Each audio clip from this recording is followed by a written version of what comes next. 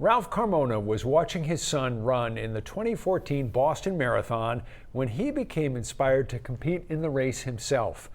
Ralph had not run much since the 1980s, but with a little encouragement from his family, he was lacing up his shoes and training on streets and trails throughout Portland. His determination would pay off. 10 years later, Ralph is making headlines for running in the 2025 Boston Marathon. A lot had happened in the decade leading up to the race, and Ralph was carrying it with him all the way to the finish line. I thought it was a little spooky when I started noticing these little tiny things. It was Ralph Carmona's wife, Vanna, who first noticed a change in him. And I thought it was just an extension of, maybe a little bit of aging or ADHD or whatever. It never occurred to me. We were talking about early Alzheimer's, and when we heard that, I was really stunned. I got into clinical trials, and I went through a 10-year journey of every 2 weeks driving up to Boston Medical, getting infusions or memory tests or physical exams or brain scans, knowing that there's a liability because you're a guinea pig, knowing that if you're taking this drug, there can be fallbacks. Ralph began taking the drug known as Leqembi and made a series of lifestyle changes. The combination wouldn't eliminate the disease, but it would slow its progression.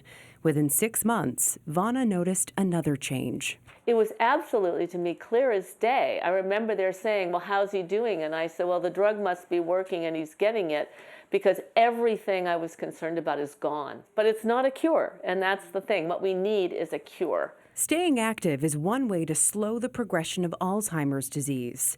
Since his diagnosis in 2014, Ralph has leaned into running and spreading the word about finding a cure for Alzheimer's. What do you like about running? What I like about running is that it really elevates you almost to a spiritual level. Yeah. It elevates you at a different plane, When Ralph qualified for the 2025 Boston Marathon, he knew in his gut and in his heart it was time to share his story. And I said, here's an opportunity for me to connect this dot in a big way. And then I found out I was the only qualified runner of the 30,000 runners who has Alzheimer's.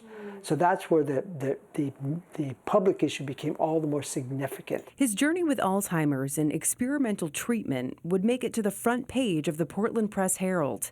Ralph teamed up with the Maine Alzheimer's chapter and shared his story with others impacted by the disease ahead of race day, all of which made crossing the finish line in Boston that much sweeter. It was great to see him run.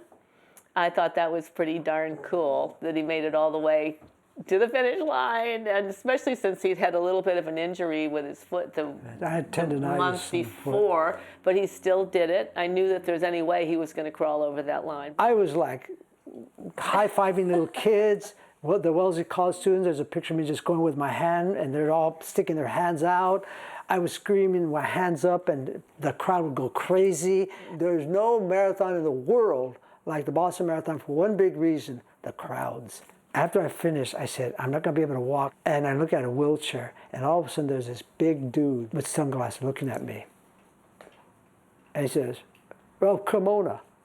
And I said, yeah. And he says, you're my hero. And I said, your hero? He goes, yeah, I read about you in the paper. I live in Orchard Beach. Let me help you? I was so touched. And he pulls me aside, and there's a whole bunch of Maine volunteers for the Boston Marathon cheering me on. Isn't that great? Oh. And then he says, I'll call your wife. He calls her, and she zips right in.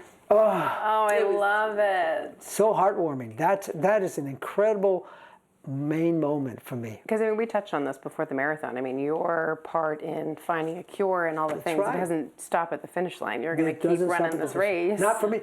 We need to come together and to go to Washington, D.C. and to Augusta and to fight against any kind of efforts to create the uncertainty and predictability and consistency that undermines the scientific research that we all benefit from. He's such an inspiration. He really is. And by the way, Ralph will be meeting with members of our congressional delegation in Washington, D.C. this month to kind of further amplify this message around finding a cure.